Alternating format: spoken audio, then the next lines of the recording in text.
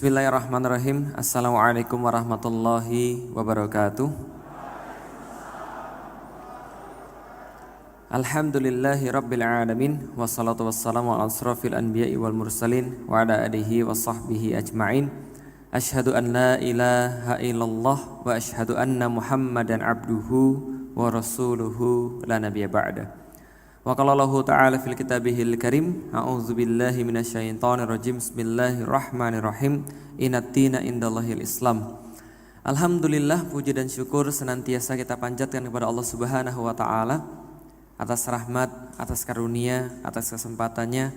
Allah sampaikan kepada kita satu malam yang insyaallah di dalam malam ini kita berada dalam majelis yang senantiasa menyebut-nyebut nama Allah.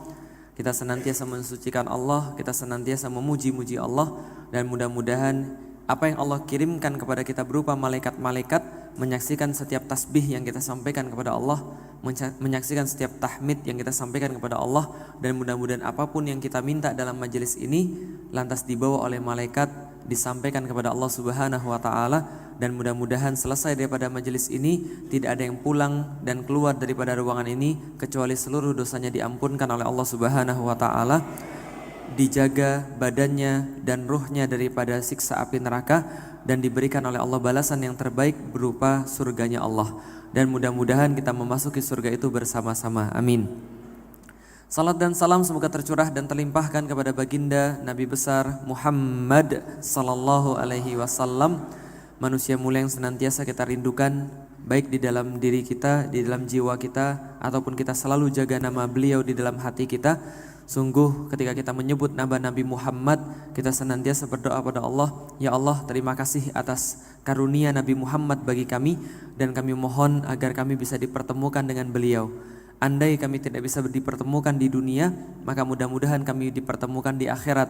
Ketika di yaumil kiamat, ketika seluruh manusia dalam kondisi yang ketakutan, dalam kondisi khawatir, maka mudah-mudahan Rasulullah Sallallahu Alaihi Wasallam mengenali kita, kemudian mengelompokkan kita sebagai orang-orang yang berbaris di barisan-barisan belakangnya, lalu kemudian dihantarkan menuju pada telaganya, diminum dari sana kita, lalu mudah-mudahan kita masuk surganya itu sekali lagi bersama-sama, amin. Alhamdulillah, teman-teman sekalian sudah dirahmati Allah. Pertama-tama saya ingin mengucapkan terima kasih yang sangat luar biasa kepada Sahibul Bait, teman-teman dari Al-Azhar Kairo, terutama pada Pak Indra dan juga Ibu Lisa. Nah, ini adalah Masya Allah Sahibul Bait yang sangat peduli pada Islam. Ini ruangan dipakai semua gratis, alhamdulillah. Karena teman-teman bisa masuk sini free. Lah kenapa? Karena memang kita tidak mengeluarkan apapun untuk ruangan ini. Ruangan ini tiap tahun, bukan tiap tahun, tiap kali saya kesini tambah bagus. Nah, ini apa namanya, lightingnya sudah bagus sekali. Kalau kemarin-kemarin masih agak remang-remang, ini kayaknya sudah sangat sempurna sekali. Soundnya juga sangat enak sekali, Masya Allah. Ini Pak Indra ini dulu adalah preman tobat, alhamdulillah. Jadi Anda tahu kenapa di sini saya nggak dipersekusi, karena premannya sekarang buat sekolah, paham ya? Nah, jadi alhamdulillah. Alhamdulillah teman-teman sekalian, pada hari ini kita akan sedikit bahas tentang bahagia. Ini benar-benar harus diperhatikan karena ini adalah sebuah jalan bagi kita untuk lebih memahami agama kita. Insya Allah semua pembahasan ini sampai akhir kita tidak akan lebihkan daripada jam 10, karena supaya teman-teman yang akhwat nanti bisa pulang juga dengan tenang, gitu kan ya. Nah, teman-teman sekalian, kalau kita berbicara tentang kebahagiaan, teman-teman harus tahu dulu tentang satu konsep. Konsepnya namanya adalah tujuan dan makna. Tujuan dan makna. Nah, kita belajar sedikit tentang tujuan dan makna. Contoh teman-teman sekalian, menurut teman-teman sekalian, macet itu enak atau tidak? Macet itu enak atau tidak? Bahagia atau sengsara? Sengsara. Pernah terjebak macet paling lama berapa jam? Paling lama berapa jam? Sejam di Palembang. Dari Palembang, dari Rifai sampai ke perempatan Caritas itu sekarang mungkin 45 menit sampai 1 jam bisa jadi. Paling lama terjebak macet berapa lama? 1 jam. 1 jam itu sangat-sangat biasa kalau di Jakarta. Saya kalau mau berangkat ngisi kajian zuhur di Jakarta, saya berangkat jam 10 untuk sampai ke Sudirman Tamrin itu sekitar jam 12 atau 12 lebih, 12 lewat 5. Lalu kajian dari jam 12 sampai jam 1, pulangnya sampai ke rumah paling cepat jam 3. Berarti untuk satu kajian saya perlu waktu 2 jam pergi, 2 jam pulang. Padahal rumah saya dengan Sudirman Tamrin itu cuma sekitar 20 km aja. Tapi 20 km 2 jam pergi 2 jam pulang. Kira-kira orang Jakarta paling lama kejebak macet berapa lama? Bukan 4 jam bolak-balik. Tapi orang Jakarta ketika weekend hujan gede itu bisa terjebak macet pergi dan pulang itu 8 sampai 9 jam. Kebayang nggak teman-teman sekalian? Sekarang kalau teman-teman pergi ke Bandung naik mobil itu ke Bandung paling cepat sekitar 5 sampai 6 jam. Kemarin saya pergi dari Jakarta ke Bandung berangkat jam 9 malam sampai sana subuh jam 4. Paham teman-teman sekalian? Itu adalah kemudian kejebak macet sangat gak enak sekali. Orang-orang Indonesia gak ada yang suka kejebak macet. Anda mau gak kejebak macet 4 sampai 5 jam? Cuma di mobil berteman cuma HP itu pun cepat habis baterainya. Lalu kemudian teman-teman pasti merasa kesal, merasa gak suka, merasa sengsara. Betul begitu? Ada yang suka kejebak macet? Enggak, tapi saya bisa mengubah teman-teman sekalian bisa jadi suka kejebak macet, bahagia terjebak macet cuma dengan mengganti tujuan dan makna. Gimana caranya? Oke, enggak mau kejebak macet? Enggak, tapi pertanyaan saya, mau enggak kejebak macet di musim haji ketika di Mekah dan Madinah? Mau? Semuanya mau. Kenapa mau? Apa yang berbeda antara macet di Indonesia dengan macet di sana? Macet di sana kita punya makna, macet di sana kita punya tujuan. Gak apa-apa Ustadz, kalau untuk haji jangankan macet-macetan, gak ada masalah. Susah pun saya jalani. Kenapa? Karena saya mau untuk berhaji. Bisa dipahami teman-teman sekalian? Tujuan dan makna. Andai kita punya tujuan dan makna, akan lebih besar chance kita ketemu dengan kebahagiaan. Andaikan kita tidak punya tujuan dan tidak punya makna, maka sebagian besar kita pasti akan kemudian kehilangan harapan atau kita akan sengsara. Nanti kita akan bahas tentang kehilangan harapan, kita akan bahas tentang namanya hope. Oke, coba lihat baik-baik. Suatu hari saya ngajak Mas Cahyo baru pertama kali saya ajak pergi minum kopi. Siapa yang suka minum kopi? Angkat tangan, yang suka minum kopi? Banyak, alhamdulillah. Siapa yang minum kopi masih pakai gula? Angkat tangan. Yang minum kopi masih pakai gula, newbie, paham teman sekalian? Karena kalau yang sudah serius minum kopinya itu nggak pakai gula. Lah kenapa? Kata teman saya, kalau Anda minum kopi pakai gula itu sama saja. Anda mau pakai kopi, Anda mau pakai kertas lalu kemudian dibakar sampai jadi arang, lalu kemudian masukin ke air, lalu diaduk-aduk dikasih gula, itu rasanya sama, paham teman sekalian? Nggak ada bedanya antara kopi dengan kemudian arang kalau sudah dikasih gula. Nah, artinya ketika saya ngajak Mas Cahyo untuk minum kopi, saya ngajak dia ke tempat kopi yang serius. Kopinya benar-benar kopi asli, lalu kemudian diseduh dengan cara-cara yang belum kita tahu sebelumnya. Setelah diseduh, dihidangkan kepada dia. Saya tanya, gimana Mas? Gak enak belas. Pokoknya gak enak banget. Lah kenapa? Kopi apa ini? Pahit banget. Kopi macam apa ini? Lalu kemudian dia bilang kopinya gak enak. Lalu saya bilang, sebentar saya belum cerita tentang kopinya. Belum ngasih tahu maknanya. Sehingga dia belum dapat tujuan tentang kopinya. Saya cerita, gini Mas, kopi itu ada 2, Robusta, Arabica. Ini yang paling banyak. Ada lagi yang ketiga namanya Liberica. Beda antara Arabica dan Robusta, Arabica lebih mahal daripada Robusta. Mungkin harganya bisa 10 kali lipat daripada Robusta. Robusta itu apa? Kopi-kopi kampung, itu Robusta. Kopi Lampung itu kebanyakan Robusta juga. Nah artinya adalah kalau kita lihat kopi Robusta sama Arabica beda. Kalau Robusta lebih banyak kafeinnya, kalau Arabica itu ada aroma-aroma tertentu. Dan yang baru kamu makan namanya varietas Panama Geisha. Ditanamnya di Panama, cuma ada lot khusus yang memproduksi cuma 300 kilo per tahunnya. Diperebutkan di seluruh dunia itu biji kopinya untuk tanding kopi di seluruh dunia. Dan harganya 300 gram harganya 3 juta. Langsung mendadak setelah saya cerita selama setengah jam tentang kopi yang barusan dia minum, langsung dia bilang gini, ini kopi paling enak yang pernah saya makan. Paham dong sekali? Lah kenapa? Karena ada makna yang berbeda di situ. Begitu teman-teman ada makna yang berbeda, teman-teman punya tujuan, maka hidup kita jadi punya arti. Alias kita punya hope, kita punya harapan. Harapan itu sebenarnya membuat kita bahagia. Contoh, seorang laki-laki dia pengen kemudian nikah. Setelah kemudian searching di internet, setelah kemudian lewat perjodohan, lewat ustadznya, dia dapat ada seorang ahwat cantik seperti yang dia bayangkan. Sesuai dengan yang dia inginkan, pintar baca Quran dan sebagainya, tapi tinggalnya di Surabaya misalnya. Maka pergilah dia dari Palembang ke Surabaya karena dia nggak punya duit, karena cinta dia jalani naik motor teman-teman sekalian. Naik motor dari Palembang pergi ke Surabaya, nyebrang kemudian pergi dari Lampung pergi ke Banten ke Jakarta, lalu kemudian naik motor di Pantura. Di Pantura ketika dia ketemu orang dia ditanya, "Nak, kamu ngapain?" "Saya mau pergi ke Surabaya." "Ngapain?" "Saya mau melamar seorang wanita pilihan saya untuk kemudian saya nikahi." dinikahi. Dia akan bangga cerita pada semua orang. Emang kamu gak capek? Capek, tapi saya harus melanjutkan perjalanan ini. Lah kenapa? Karena saya mau melamar wanita yang saya cintai. Kemudian terus menerus, tiba-tiba motornya mogok. Apa yang dia lakukan? Dia gak menyerah. Kenapa? Dia masih ada harapan. Dia cari siapa yang bisa benerin motornya. Dia cari apa yang bisa dia lakukan supaya motornya tetap bisa jalan. Di tengah jalan dia lapar, gak ada masalah. Yang penting ada tujuan. Kenapa orang itu selalu semangat?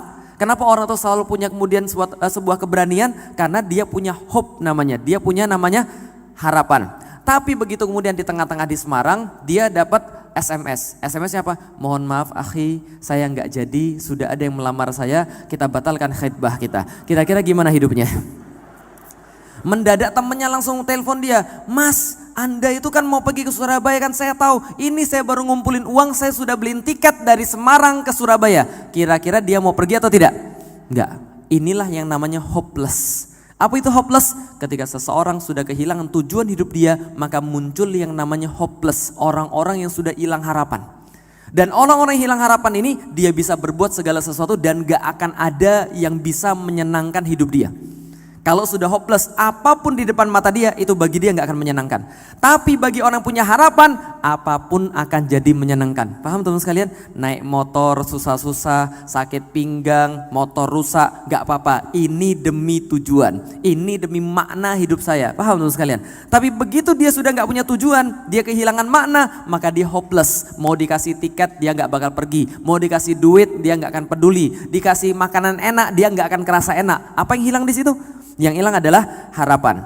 Pertanyaannya teman-teman sekalian, berarti bahagia itu ada pada tujuan yang benar, ada pada makna yang benar. Sayangnya manusia zaman sekarang, seperti yang tadi yang sudah dikatakan, dia mencari kebahagiaan pada sesuatu yang akan hilang, pada sesuatu yang akan musnah. Ini permasalahannya. Teman-teman sekalian, saya umurnya sekarang sudah 34. Siapa yang umurnya di bawah saya teman-teman sekalian? Siapa yang umurnya di bawah saya? Jangan ulangi kesalahan saya yang sama. Saya umurnya sudah 34 dan dulu saya pernah jadi orang yang merasa bahwa kebahagiaan itu ada pada sesuatu yang namanya materi dunia.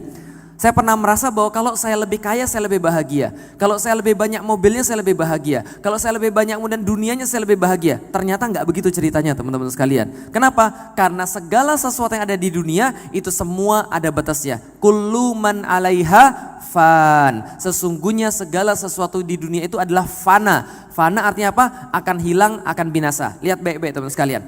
Makna dan tujuan. Apa yang terjadi kalau Anda menggantungkan dan Anda merasa kebahagiaan itu ada pada dunia? Teman-teman sekalian coba lihat baik-baik. Segala sesuatu yang ada di dunia ada dua ciri-ciri. Satu, terbatas. Dua, semakin dinikmati semakin hilang kenikmatannya. Betul atau betul? Contoh, teman-teman lagi puasa, lapar banget. Jam 4 sore sudah ngeliatin jam, pergi ke pasar beli seluruh makanan-makanan yang disukai. Kalau pas lagi buka puasa pengen makan apa? Pempek ekstrim gitu ya. Pas buka puasa pengen makan apa? Yang paling seger apa kira-kira? Es buah. Makanannya apa kira-kira? Pempek, oke pempek. Taruhlah teman-teman sekalian dikasih pempek gratis yang paling premium, lalu kemudian sama es buah yang paling enak. Pas azan Allahu Akbar, pas makan Masya Allah, itu rasanya sudah kayak di Sidratul Muntaha. Paham teman sekalian? Sudah kayak masuk surga rasanya, enak banget rasanya, enak banget. Seolah-olah kemudian surga sudah di DP teman-teman sekalian.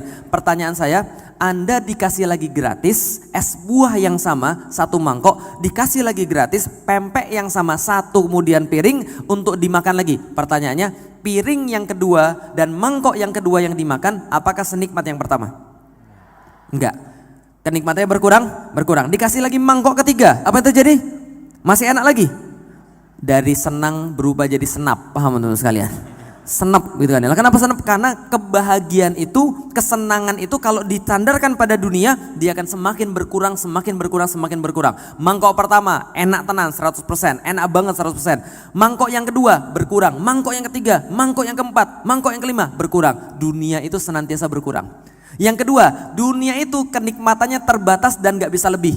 Contoh teman-teman sekalian, ini mungkin belum umurnya semua, tapi saya tanya, yang jomblo angkat tangan, yang jomblo. Nah, terima kasih. Dari wajahnya kelihatan itu kan ya penderitaan Anda itu ya.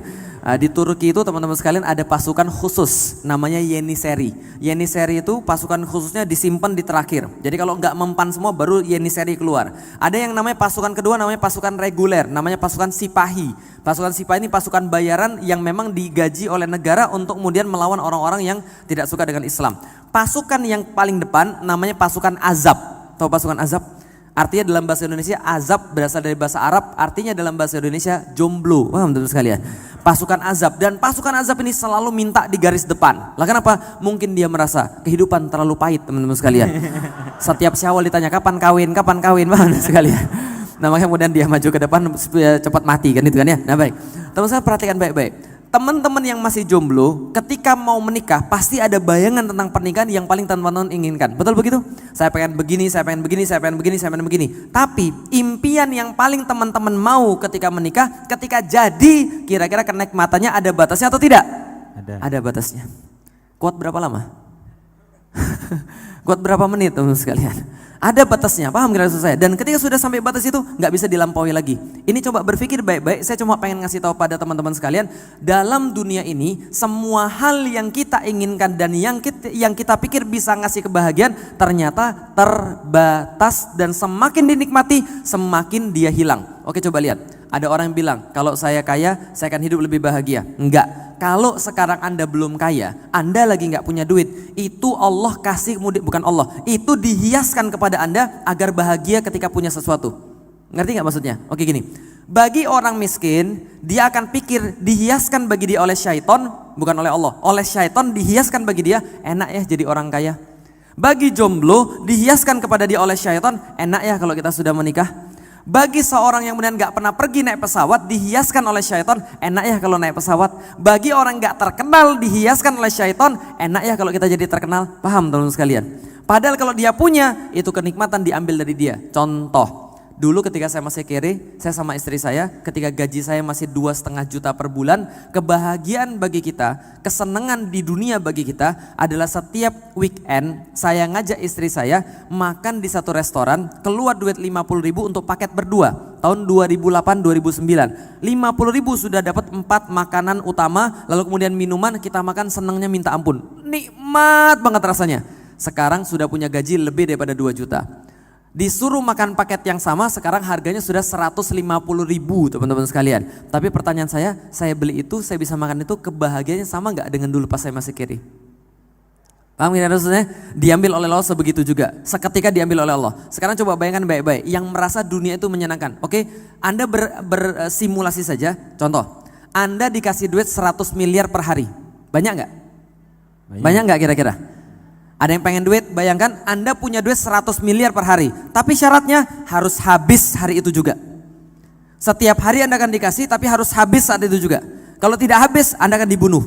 Pertanyaan saya, Anda mau ngapain kira-kira dengan duit 100 miliar itu? Kira-kira dengan sedekah? Nggak boleh, ini kan nggak bicara Islam. Harus dihabisin, kira-kira gimana caranya? Oke saya bantu. Menurut Anda baju apa yang paling mahal yang pernah Anda lihat? Harganya berapa? 200.000. Aduh. Hina banget hidupnya. Hina banget iya. Yang paling bagus 200.000. Serius. Oh ini pernah main ke mall ini kayaknya. Itu pun kredit kayaknya ya. Oke, apa namanya? Baju apa yang paling bagus yang pernah Anda lihat? Harganya berapa kira-kira? 1 juta. Oke, belilah 10. Jadi berapa? Jadi 10 juta. Masih sisa berapa duit? Masih banyak. Masih 99 miliar sekian. Oke, beli mobil baru supaya pacak jalan-jalan. Mobil apa yang paling banyak, yang paling bagus yang kita bisa pikiri? Apa? Mobil apa? Lamborghini, bagus. Oke, Lamborghini dosa dibeli karena ini kan per hari. Ya kan wong kayo sewa bae. Kalau kita sewa Lamborghini kira-kira berapa? Paling sehari 200 juta. Dan 200 juta itu sama sudah sama sopirnya, sudah sama bensinnya, sudah sama segala-galanya. Betul begitu? Oke, berarti berapa tadi? Nyawanya 100 juta atau 200 juta. Taruhlah 200 juta. Berarti masih sisa berapa? 99 miliar. Oke, makan yang paling mahal yang pernah Anda makan berapa? Hah? Sekali makan berapa yang paling mahal? 10.000 di traktir kayaknya ya.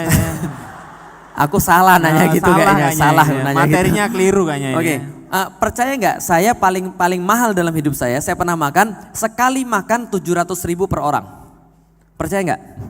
700.000 per orang, dan saya harus makan di situ. Kenapa? Karena saya yang ngajak keluarga saya, bapak saya.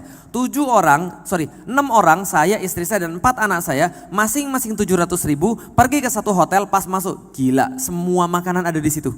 Ada makanan Asia, makanan Eropa, makanan India, makanan segala macam gitu kan, makanan Wakanda dan sebagainya macam gitu kan. Semuanya ada tuh sekali di situ.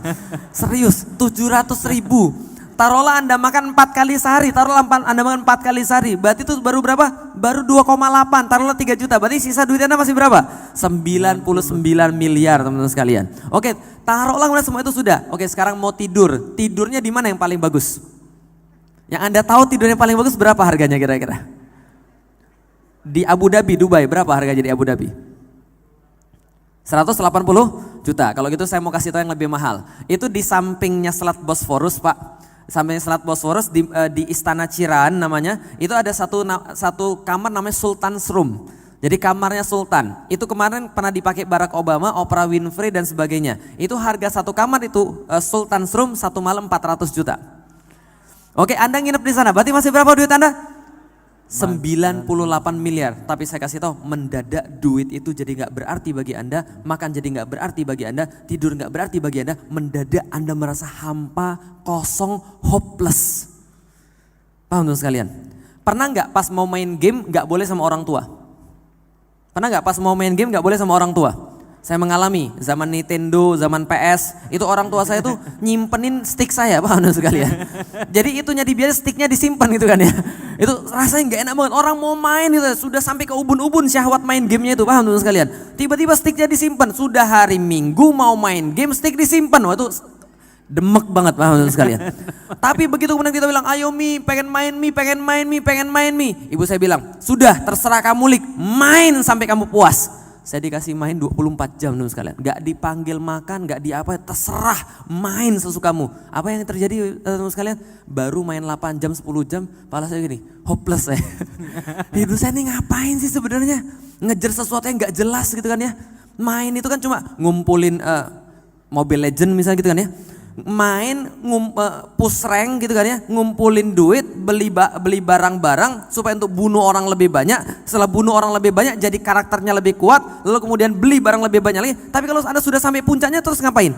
Bingung, hopeless, teman-teman sekalian. Karena tujuannya bukan tujuan yang hakiki, bukan tujuan yang sempurna. Yang sama dirasakan oleh orang yang pacaran, hopeless. Pada suatu titik dia sudah mendapat semua yang dia mau, hopeless. Semua di dunia dia bikin hopeless. Lah kenapa? Karena Anda menyandarkan pada tujuan yang salah dan pada makna yang salah. Karena itulah coba lihat baik-baik. Allah sampaikan di dalam Al-Quran surat Ali Imran ayat 14. Zuyyina linnasi hubbus syahawati minan nisa. Lihat baik-baik. Allah hiaskan kepada manusia hubbus syahawati minan nisa. Syahwat kepada nisa. Wal banin wal qanatiril muqantarati minadz zahabi wal fiddah. Dan dihiaskan kepada kita pada perempuan, pada anak-anak dan kepada harta benda seperti kemudian zahabi wal fiddah, seperti emas dan perak, wa khailil musawwamati wal an'ami wal harth, dan juga kuda-kuda pilihan, binatang-binatang ternak dan juga kemudian sawah-sawah perladangan. Zalika mataul hayatud dunya, semua itu adalah segala sesuatu yang Anda anggap menyenangkan yang ada di dunia. Wallah, sesungguhnya Allah, benar cuma Allah, indahu husnul ma'ab. Hanya pada Allah Anda bisa menemukan kesenangan yang sejati itu, kebahagiaan yang sejati itu. Kalau Anda mau untuk bahagia, balik pada Allah. Allah bilang balikan yuk kalau mau dapat. Dari dulu sudah Allah sediakan bahagia, cuma Anda cari pada yang lain. Berkali-kali Allah bilang begitu di dalam Al-Quran. Allah itu kemudian ngasih Anda harapan. Sementara yang selain Allah ngasih Anda hopeless. Tapi Anda malah ngasihnya kepada yang hopeless. Bukan kemudian balik pada Allah. Harusnya Anda mau balik pada Allah. Jangan lupa bahagia. Gimana caranya? Sertakan Allah dalam kehidupan kita. Maka kita pasti akan bahagia. Sertakan Allah dalam kehidupan kita. Maka kita menemukan kebahagiaan yang sejati. Gimana cerita misalnya contoh kebahagiaan yang sejati? Lihat, siapa yang jomblo? Katakan yang jomblo. Mau nikah? Mau nikah? Mau saya kasih tau rahasianya? Oke, perhatiin baik-baik. Rahasia bahagia dunia akhirat. Kalau Anda datang ke pernikahan, Anda biasanya doain mereka dengan satu doa. Apa doanya? Samawa ya, sakinah, mawadah, warahmah ya. Dapat dari mana itu ayat? Dapat dari surat Al-Rum ayat 21. Wa min ayatihi an khalaqalakum min anfusikum azwajan litaskunu ilaiha wa ja'ala bainakum mawaddatan wa rahmah. Kan gitu kan ya? Sakinah ya. Oke, kita bahas. Pengen keluarganya sakinah? Pengen keluarganya sakinah? Perhatikan baik-baik. Sakinah dalam bahasa Arab ini penting bagi masa depan Anda. Ibu-ibu perhatikan kalau misalnya anak-anak perempuannya pengen bahagia, sakinah bahasa Arab itu diambil sesuai dengan kata seperti kalau kita belajar tajwid, sukun. Pernah belajar tajwid? Sukun artinya? Sukun artinya? Ini TK nyogok semua ya. Sukun artinya dalam belajar tajwid? Mati. Selain mati? Berhenti. Selain berhenti? Diem, stop. Contoh, kitabah. Kitabah itu kalau ba-nya dikasih sukun bacanya jadi kitab. Diem. Kitab. Enggak pakai a-nya lagi karena sudah diem. Paham sudah di sini? Sukun itu sama dengan sakinah, asal katanya sama. Berarti sakinah bisa berarti berhenti, diem, enggak mati. Mati itu bahasa Palembang, wah menurut sekalian. Diem, berhenti. Coba lihat lagi. Apa kata sakinah? Sakinah juga dipakai dalam bahasa Arab maskanah. Maskanah artinya tempat kediaman. Sama kayak tadi diam. Berarti maskanah tempat kediaman. Wa masakinu tardaunaha di dalam Al-Quran. Dan tempat-tempat kediaman, rumah-rumah kalian yang kalian ridhoi. Artinya adalah apa? Artinya sakinah, maskanah tempat kediaman. Artinya apa? Coba lihat. Sakinah itu adalah perasaan ketika kita masuk ke rumah. Makanya bagi orang yang sudah menikah, kalau dia mendapatkan istri yang tepat, dia nggak usah punya rumah, cukup punya istri yang benar. Paham teman-teman sekalian? Tapi kalau Anda cari istri yang salah dan Anda sudah punya rumah, itu rumah jadi neraka bagi Anda. Teman-teman sekalian. Tapi kalau Anda nggak punya rumah tapi punya istri yang tepat, itu nanti insya Allah Anda merasa punya rumah walaupun nggak punya rumah. Karena istri itulah rumah maksudnya. Oke, kita bahas tentang sakinah. Sakinah artinya diam seperti rumah. Orang kalau masuk rumah tenang atau tidak? Tenang atau tidak? Pernah nginep di hotel bintang 5? Belum. Lihat hotel bintang 5 pernah? Pernah. Kira-kira nginep di hotel bintang 5 enak atau tidak? Enak hari pertama. Hari kedua nggak seenak hari pertama. Hari ketiga Anda mulai tidak menghargai semua yang mewah-mewah yang pertama kali Anda anggap mewah. Hari keempat, hari kelima Anda mulai masuk kepada tadi kullu man 'alaiha fan, semakin berkurang, semakin berkurang, semakin berkurang. Seperti yang kita bahas tadi awal tadi. Tapi bedanya dengan rumah adalah rumah semakin ditinggali semakin kita betah. Betul atau betul? Itu bedanya rumah sama kemudian yang lain. Berarti sakinah artinya adalah sakinah artinya diem. Sakinah adalah stabil, dalam bahasa Jawa namanya mapan. Mapan diadopsi dalam bahasa Indonesia. Mapan dalam bahasa Jawa menjadi papan. Pernah lihat papan? Papan pernah nggak goyang-goyang? Enggak. Papan tuh kalau sudah begini dia nggak goyang, dia diem. Kalau papannya berdiri jatuh. Paham menurut sekalian? Tapi kalau papannya begini dia diem. Itu maksudnya sakinah. Artinya laki-laki itu bisa menjadi sakinah kalau dia nikah karena Allah, taat karena Allah, baru datang sakinah. Tapi kalau dia tidak nikah karena Allah, hidupnya nggak akan sakinah. Jadi kalau mbak-mbak pengen dapat jodoh yang seperti apa? Yang sakinah Ustadz, nggak bakal dapat. Kenapa? Jomblo tuh nggak ada yang sakinah, paham teman sekalian? Karena kata Allah sakinah tuh diberikan pada yang nikah. Berarti jomblo tuh begini, paham teman sekalian? Nah ini jomblo, paham teman sekalian? Nggak ada yang stabil jomblo itu. Dikit-dikit marah, dikit-dikit ngamuk, dikit-dikit baper gitu. Kenapa nggak ada yang stabil? Jomblo begini, dikit-dikit marah gitu. Nah ini jomblo begini nih. Duit nggak bisa dipegang karena nggak stabil. Makanya kalau misalnya ibu-ibu mau nyari suami yang mapan tuh adalah siapa? Yang sudah nikah. Wah sekalian, jelas di sini? Oke, enggak gitu kan ya. Menolak langsung kita. Oh tawanya seneng nih Pak Indra. Oke, artinya adalah apa? Artinya adalah kalau kita bicara tentang sakinah, sakinah itu adalah orang-orang yang sudah menikah. Seperti orang sudah menikah dia diam, dia stabil. Coba kita lihat di dalam Al-Quran, alladzi anzala sakinatan fi qulubil mu'minin, adalah Allah dia yang menurunkan rasa sakinah itu pada diri orang-orang mukmin. Nyambung dengan ayat yang tadi saya baca surat Ali Imran ayat 14. Kenapa? Karena sakinah, kebahagiaan sejati itu Allah yang kasih langsung kepada hati orang-orang mukmin. Paham teman sekalian? Jadi kalau Anda cari pada Allah, Anda salah. Kalau Anda cari kebahagiaan itu ada pada selain Allah, Anda salah. Sebaliknya yang Anda temukan pasti hopeless, sengsara. Jelas kira-kira maksud saya? Dan Anda nggak usah membuktikan, sudah banyak yang membuktikan. Terakhir banget saya pengen cerita, barusan kemarin sebelum saya pergi ke Palembang, tanggal 9 saya naik pesawat pergi ke Palembang. Paginya saya ngisi kajian, ada ibu-ibu datang saya nangis-nangis teman-teman sekalian. Nangis-nangis dia bilang, Ustadz makasih ya Ustadz kajiannya, saya nggak sengaja datang ke sini, saya stres. Dia jalan-jalan dari rumah, jalan-jalan, stres nggak tahu menuju kemana, tiba-tiba kemudian sampai ke masjid tempat saya ngisi, lalu kemudian masuk ke masjid, dengerin kajian, setelah itu dia kemudian nemuin saya sampai nangis-nangis. Dia bilang apa? Ustadz semalam saya baru mau bunuh diri sama 2 anak ini.